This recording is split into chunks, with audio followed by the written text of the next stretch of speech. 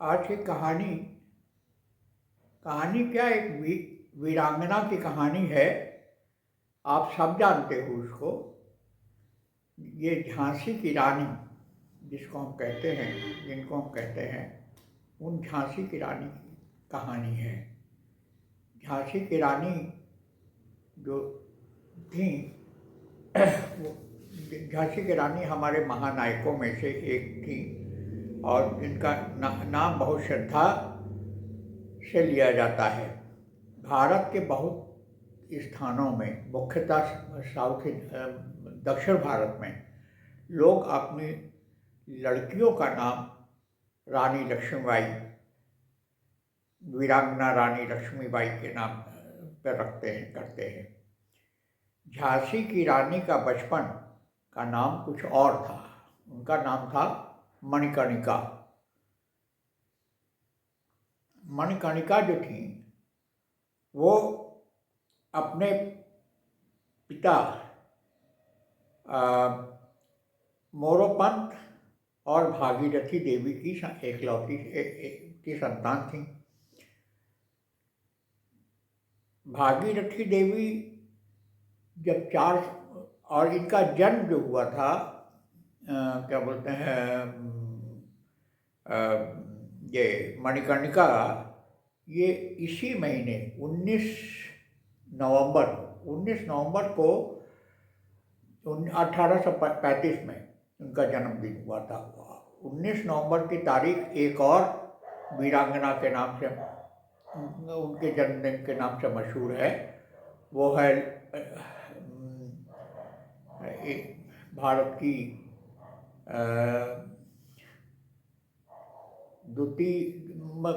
भारत की प्रधानमंत्री, पहली महिला प्रधानमंत्री श्रीमती इंदिरा गांधी, उनका जन्मदिन भी 19 नवंबर को हुआ था।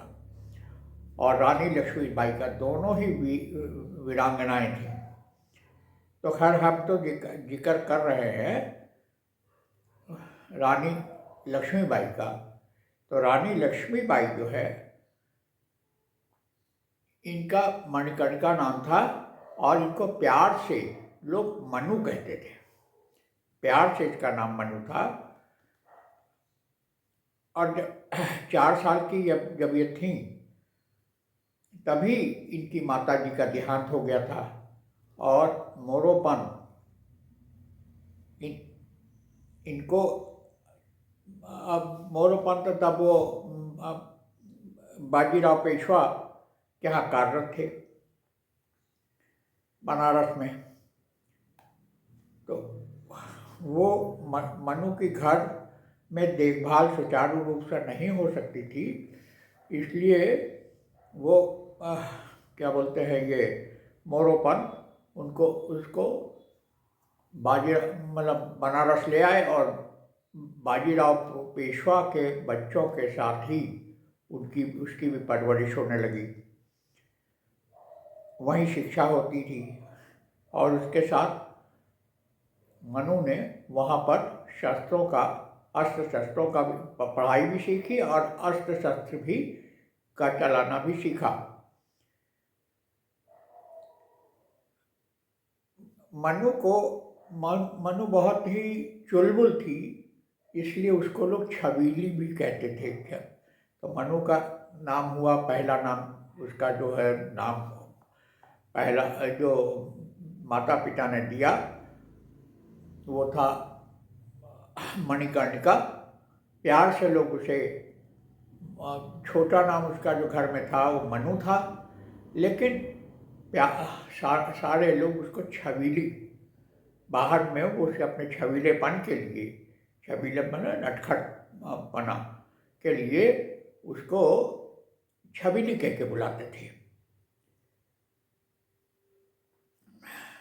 बाजीराव पेशवा के पुत्र नानाराव के साथ इनका बचपन बीता। एक साथ नाना के साथ पढ़ती थी, नाना के साथ खेलती थी, लेकिन छोटे बच्चों में जैसे होता है, एक दूसरे से थोड़ा सा उनका आपस में क्या कहेंगे, आपस में थोड़ा सा कंपटीशंस, तो उनके आपसी कंपटीशंस जो हुआ करते थे, तो वो दूसरे को आगे बढ़ते देखना, मतलब उसमें अपने आगे निकल जाए, इसलिए आदमी सोचता रहता था। तो एक बार नाना हाथी की सवारी कर रहे थे, हाथी पे बैठ करके हाथी की सवारी कर रहे थे, तो मनु ने भी हाथी पे बैठने को कहा। तब किसी ने ध्यान नहीं दिया, लड़की है कौन ध्यान देता है। मनु नाराज हो गई और बोली कि मेरे भाग्य में एक नहीं 100 हाथी का सुख लिखा हुआ है। उसको जब नाना ने बैठाया नहीं या उसको हाथी नहीं मिला, तब उसने कहा कोई बात नहीं, मेरे भाग्य में एक नहीं 100 हाथियों का वो सुख लिखा हुआ है। कालांतर में बाद में मनु का विवाह बड़ी धूमधाम से झांसी के राजा गंगाधर राव के साथ हुआ और मनु राजा जो गंगाधर राव थे, इन्होंने ही इनका नया नाम रखा लक्ष्मीबाई। रानी को घर में बंद कर रहना पसंद नहीं था। राजा से कहकर उन्होंने महल में ही स्त्रियों के लिए एक व्यायामशाला बनवाई, जिसको आजकल जिम बोलते हैं। उस तरह का वो पुराने ज़माने में अपना व्यायामशाला बनाई। एक स्त्री सेना भी गठित की। राजा गंगाधर राव रानी की दक्षता से बहुत प्रभावित थे। रानी को अच्छे घोड़े की भी खूब पहचान थी। एक बार घोड़े का एक व्यापारी 2 घोड़े लाया। रानी ने एक घोड़े का दाम 1000 रुपये तो दूसरे घोड़े का दाम 50 रुपये लगाए। पूछने पर बताया कि एक घोड़ा उम्दा किस्म का है, जबकि दूसरे घोड़े की छाती में चोट है। तो लोगों ने देखा वाकई ये तो घोड़ा देखते ही उन्होंने उसको पहचान लिया और कहा कि इसका ये प्राइस ये बिल्कुल बेकार का है, ये अच्छा घोड़ा है।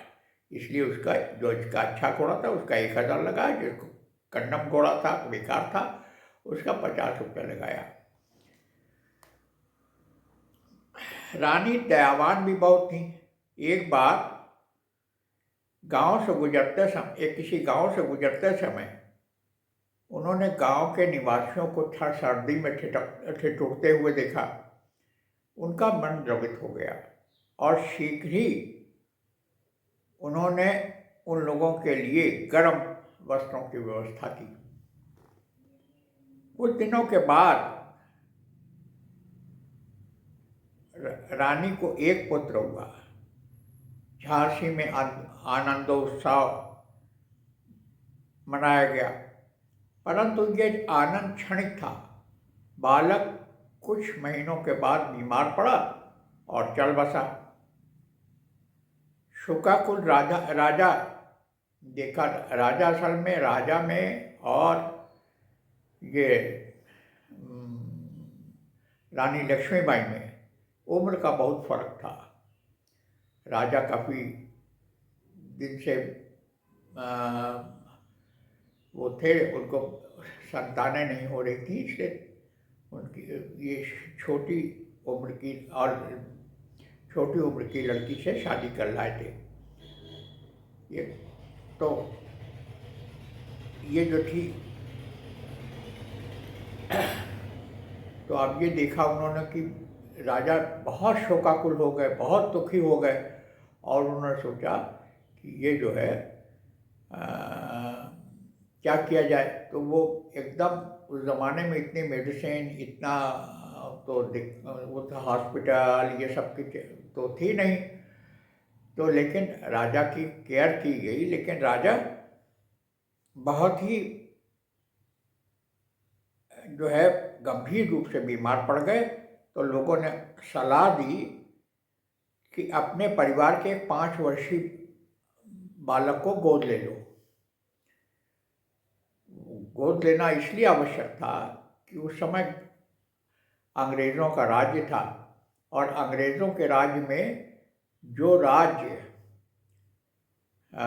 में वारिस नहीं होता था, जिसमें राजा के मरने के बाद कोई लड़का वो नहीं होता था, क्या बोलते हैं, वारिस नहीं होता था, उत्तराधिकारी नहीं होता था, वो राज्य अंग्रेज अपने शासन में ले लेते थे, शासन के अधीन ले लेते थे।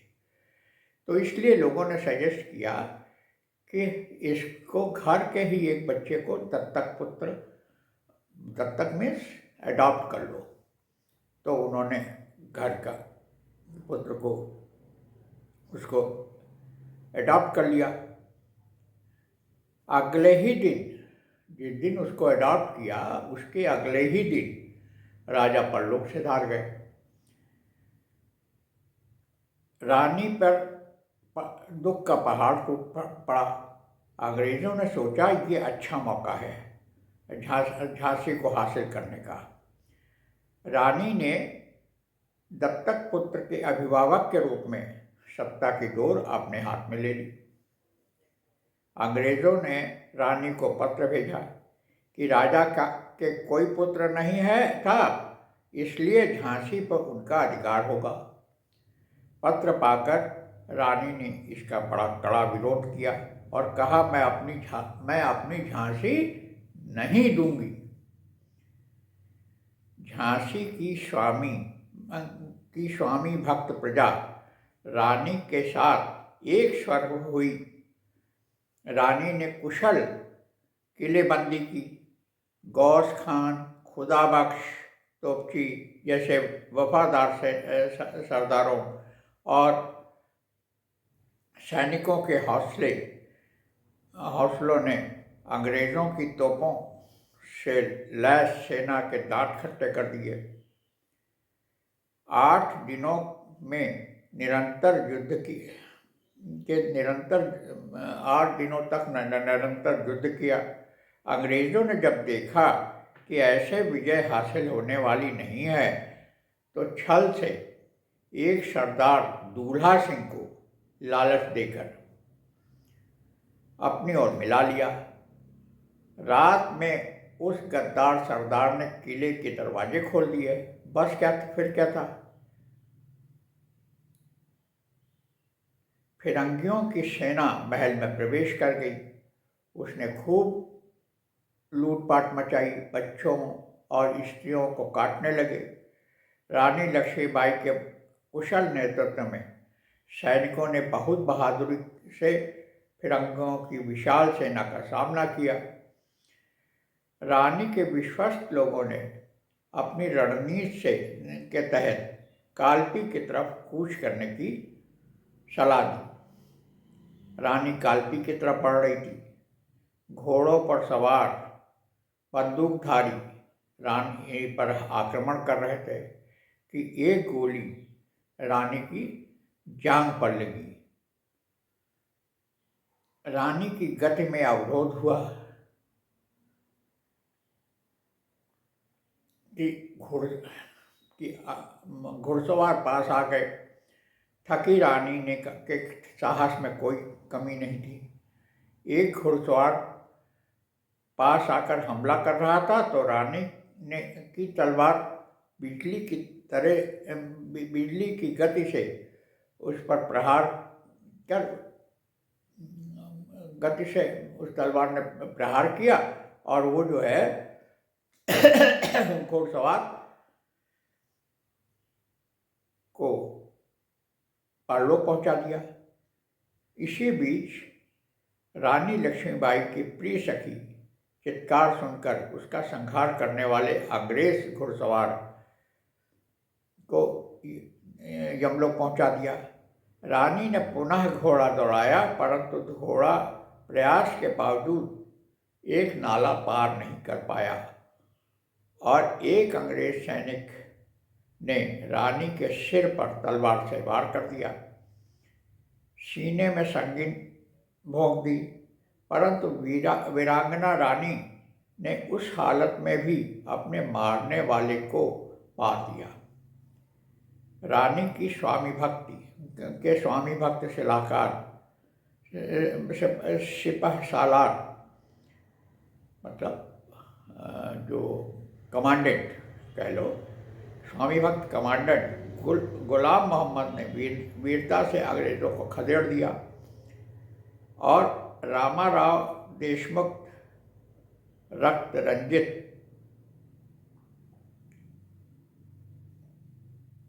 रानी को पास ही गंगादास की कुटिया में ले आए, जहां मृत्यु आसन रानी ने गंगा जल पीकर 22 वर्ष की अल्पायु में 18 जून 1858 को देश में क्रांति की एक अमर ज्योत जलाने वाली वीरांगना ने अपने शरीर का त्याग कर दिया।